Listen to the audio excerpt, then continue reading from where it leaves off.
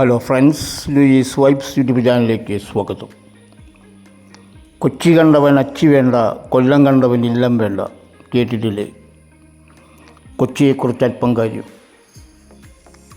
ആദ്യമായിട്ടാണ് എൻ്റെ ചാനൽ കാണുന്നതെങ്കിൽ സബ്സ്ക്രൈബ് ചെയ്യുക. കൂടെ ബെല്ലേക്ക് അമർത്തിയാൽ എൻ്റെ പുതിയ വീഡിയോകൾ നിങ്ങൾക്ക് നോട്ടിഫിക്കേഷനായി ലഭിക്കും. 1910 കൊച്ചിയിലുണ്ടായിരുന്ന ജനസംഖ്യ എത്രയാണെന്നറിയാമോ? 23,000. പത്മ ജംഗ്ഷൻ പുഞ്ചപ്പാളമായിരുന്നു. ബാനർജി റോഡ് മുതൽ പാലാരിവട്ടം വരെ തോടായിരുന്നു. ഇപ്പോൾ ലുല്ലുമാളുള്ള സ്ഥലം ഇടപ്പള്ളി കൊടും കാടായിരുന്നു. അതിൻ്റെ സൈഡിലെ ഓവുചാൽ കനാലായിരുന്നു. തൃക്കാക്കൽ അമ്പലത്തിലേക്കുള്ള വള്ളസദ്യ നടത്തിയതും രാജാവ് എഴുന്നള്ളിയതും ഇതിലെയായിരുന്നു. ദൃശ്യനാഗക്കുളം എന്നായിരുന്നു എറണാകുളത്തിൻ്റെ പേര്. കൊച്ചാഴിയാണ് കൊച്ചിയായത്. കായലിലെ മണ്ണുകോരിയിട്ടാണ് വില്ലിംഗ്ടൺ ഐലൻഡ്. കൊച്ചിയിലെ തീവണ്ടി ആദ്യം എത്തിയത് 1902 അന്നത്തെ റെയിൽവേ സ്റ്റേഷൻ ഇന്നത്തെ ഹൈക്കോടതിക്ക് പിന്നിലായിരുന്നു. പെരുമ്പടപ്പ് സ്വരൂപം എന്ന പേരിലാണ് ആദ്യകാലത്ത് കൊച്ചി അറിയപ്പെട്ടിരുന്നത്. ആദ്യകാലത്ത് KSRTC ബസ് സ്റ്റാൻഡ് ഇപ്പോഴത്തെ ബോട്ട് ജെട്ടിയായിരുന്നു. എറണാകുളത്തെ ആദ്യത്തെ ഉയരം കൂടിയ കേരളത്തിലെ ബഹുനില കെട്ടിടം ഹോട്ടൽ സൈലൻ്റ് ആയിരുന്നു. പെൻഡക മേനക ഒരു കാലത്ത് തിരക്കേറിയ സിനിമ തിയേറ്റർ.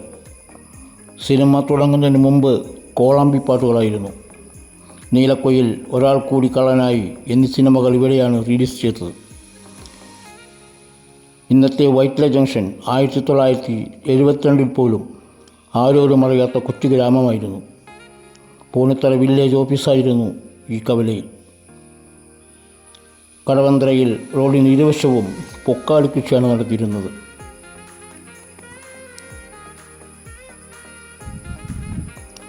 ആയിരത്തി 1972 ഇപ്പോഴത്തെ KSRTC ബസ് സ്റ്റാൻഡ് സ്ഥിതി ചെയ്യുന്ന സ്ഥലം വിജനമായിരുന്നു.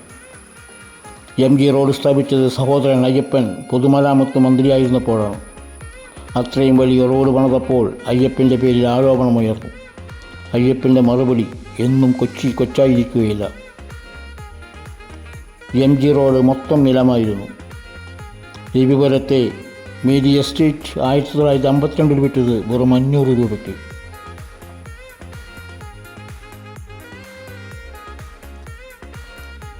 പുത്തൻകുരിശ് എറണാകുളം ദൂരം 20 കിലോമീറ്റർ. 1972 പുത്തൻകുരിശിൽ നിന്നും എറണാകുളം സെൻറ്റ് ആൽബർട്ട് കോളേജിലേക്ക് എത്താൻ KSRTC ബസ് സമയമെടുത്ത 30 മിനിറ്റ്. ഇന്ന് 1-1.5 മണിക്കൂർ വേണം. സൗത്ത് നോർത്ത് ഓവർബ്രിഡ്ജുകളില്ലാതിരുന്ന ഒരു കാലമുണ്ടായിരുന്നു. ട്രെയിൻ കടന്നു പോകുന്നതുവരെ വാഹനങ്ങൾ കാത്തു നിൽക്കും. 1960കളിൽ എറണാകുളത്തെ റോഡുകൾ ആൾവലിക്കുന്ന റിക്ഷ വണ്ടികൾ കൊണ്ട് നിറഞ്ഞിരുന്നു. പിന്നീടത് സൈക്കിൾ റിക്ഷയ്ക്കും തുടർന്ന് ഓട്ടോറിക്ഷകൾക്കും വഴിമാറി. ഇപ്പോഴത്തെ ലോ കോളേജ് കൊച്ചി രാജ്യത്തിൻ്റെ നിയമസഭയായിരുന്നു. മഹാരാജാസ് കോളേജിന് സമീപത്തെ കണിയന്നൂർ താലൂക്ക് ഓഫീസായിരുന്നു ആദ്യകാല എറണാകുളം ജില്ലാ കളക്ടറേറ്റ്.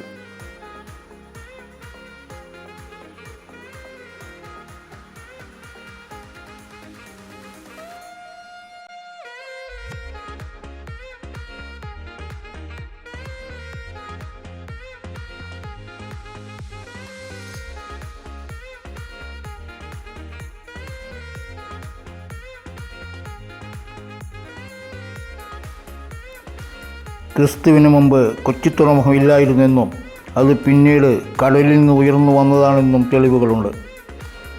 1341 പ്രളയത്തെക്കുറിച്ചും പൈപ്പിൻകര പൊങ്ങി വന്നതിനെക്കുറിച്ചും വിവരിച്ചിരുന്നു. ബ്രിട്ടീഷ് ഭരണാധികാരി സർ റോബർട്ട് ബെസ്റ്റോയുടെ കാലത്താണ് വില്ലിംഗ്ടൺ ഐലൻഡ് നിർമ്മിക്കപ്പെടുന്നത്. ഇന്ത്യയിലെ ഏറ്റവും നീളം കൂടിയ റെയിൽ പാലമാണ് കൊച്ചിയിൽ വെമ്പനാട്ട് കായലിന് കുറുകെയുള്ള വെമ്പനാട്ട് പാലം.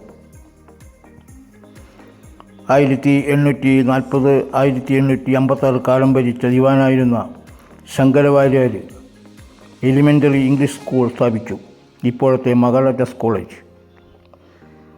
ബ്രിട്ടീഷുകാർ മിനി ഇംഗ്ലണ്ട് എന്നും ഡച്ചുകാർ ഹോളണ്ട് എന്നും പോർച്ചുഗീസുകാർ ലിറ്റിൽ ലിബസൺ എന്നും കൊച്ചിയെ വിളിച്ചിരുന്നു.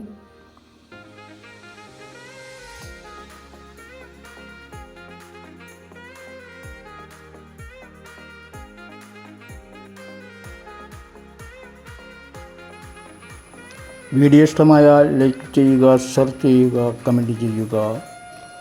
അടുത്തൊരു പുത്തൻ വീഡിയോയുമായി നമുക്ക് വീണ്ടും കാണാം. Thank you.